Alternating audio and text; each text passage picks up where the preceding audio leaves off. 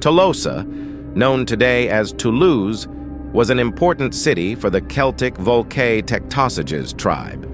The region was rich and prosperous, and the Celts amassed significant wealth, including a vast collection of gold and silver.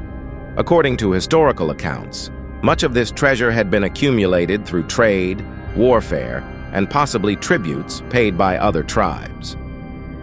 By the late 2nd century BCE, Rome had firmly established its dominance over much of the Mediterranean world. However, the regions of Gaul, modern-day France, and surrounding areas remained a source of instability and threat. The Celtic tribes, known for their fierce independence and warrior culture, posed a significant challenge to Roman hegemony.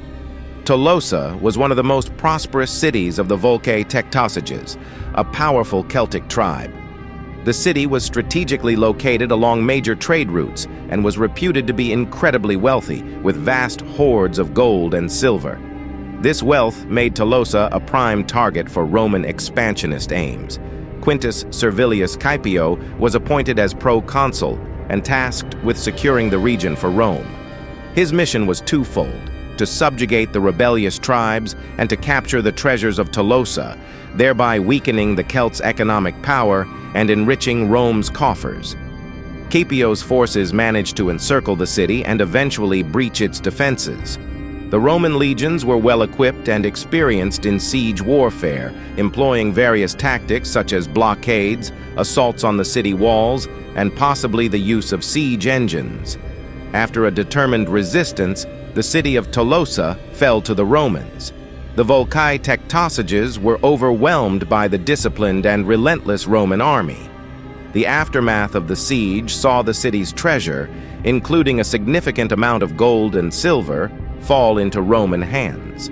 This treasure was meant to be transported to Rome, symbolizing a major victory for Caepio and the Roman Republic. The subsequent events surrounding the treasure are shrouded in mystery and scandal. While the treasure was being transported to Rome, it inexplicably disappeared. Various theories have been proposed over the centuries. Some suggest it was stolen by Caepio himself. Others think it might have been taken by bandits, or even hidden by the soldiers transporting it.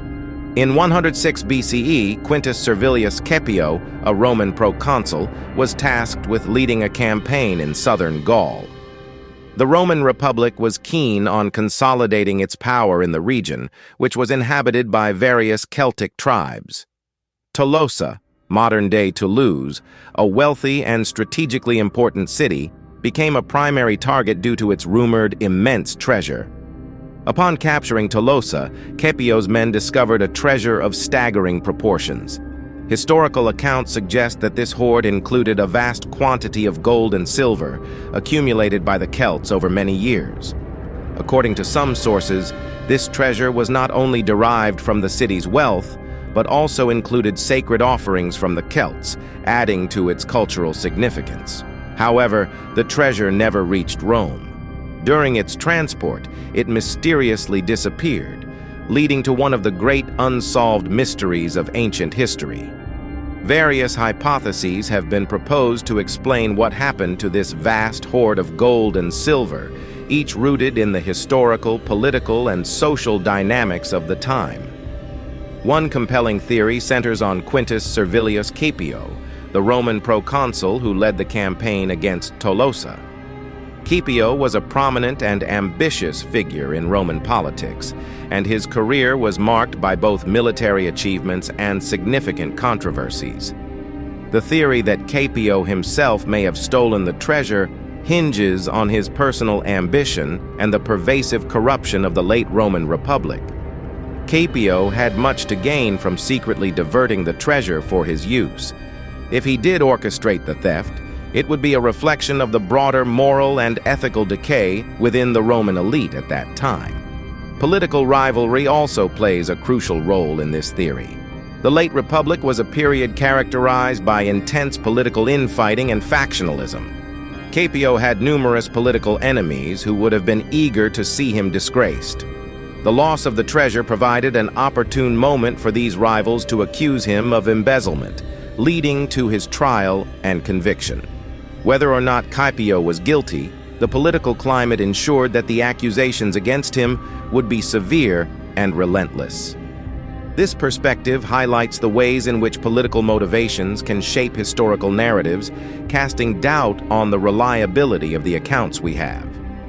Another plausible theory involves the logistical challenges and dangers associated with transporting such a valuable hoard. The treasure, once captured, had to be moved from Tolosa to Rome, a journey fraught with risks. The theory that the treasure was stolen by bandits or lost due to mutiny during this transit is supported by the chaotic and often lawless nature of the regions it would have passed through. Transporting large quantities of gold and silver would have required significant protection and careful planning, but even with these measures, the convoy would have been a prime target for theft. This scenario suggests a combination of external threats and possible internal betrayal, as soldiers might have been tempted by the sheer value of the treasure. Lastly, there is the theory that the treasure was never fully in Roman hands to begin with. The Volcae Tectosages, anticipating the Roman siege, might have hidden the treasure before the city's fall. This idea is supported by the strategic thinking and resourcefulness often attributed to the Celtic tribes. If the treasure had been concealed effectively, the Romans might have only captured a fraction of what they believed was there, and the rest remained hidden, sparking centuries of speculation and legend. The disappearance of the treasure of Tolosa had profound and far-reaching consequences, both for Quintus Servilius Caepio and the political landscape of the Roman Republic. For Quintus Servilius Caepio, accusations of embezzlement and corruption were leveled. The trial of Caepio was not merely a legal proceeding, but a highly politicized event. His political enemies seized the opportunity to discredit him, leveraging the scandal to weaken his position and diminish his power. This was a time when political rivalries in Rome were fierce, and figures like Caepio, who had significant wealth and influence, were often targeted by those looking to advance their own positions. The conviction and disgrace of Caepio thus reflect the intense factionalism and personal vendettas that were commonplace in Roman political life. The scandal had broader implications for the Roman Republic. It exposed and exacerbated the already prevalent issues of corruption and moral decay among the Roman elite. The loss of such a vast treasure and the allegations of theft by a high-ranking official underscored the systemic problems within the Republic's governance. This incident contributed to the growing public disillusionment with the Senate and the ruling classes, fueling social and political unrest. In the wake of the scandal, there were calls for greater accountability and reforms to curb corruption. However, these calls often met with resistance from those in power, who were reluctant to implement changes that might undermine their own positions. The Caepio affair thus became a symbol of the need for reform and the challenges inherent in achieving it within the entrenched power structures of the Republic. The disappearance of the treasure also had economic ramifications. The wealth from Tolosa was expected to boost the Roman economy, financing public works, military campaigns, and possibly even reducing tax burdens. Its loss meant that these benefits were not realized, potentially exacerbating economic strains and contributing to social tensions. The expectation of newfound wealth had likely raised public hopes, and its sudden loss would have been a significant disappointment, contributing to broader dissatisfaction and unrest. The mystery of the lost treasure became part of Roman cultural lore, with subsequent generations recounting the tale as both a cautionary story about greed and corruption and a thrilling mystery. It entered the annals of Roman history as an example of the unpredictable and often perilous nature of wealth and power. The story continued to be retold, adding layers of myth and speculation over the centuries.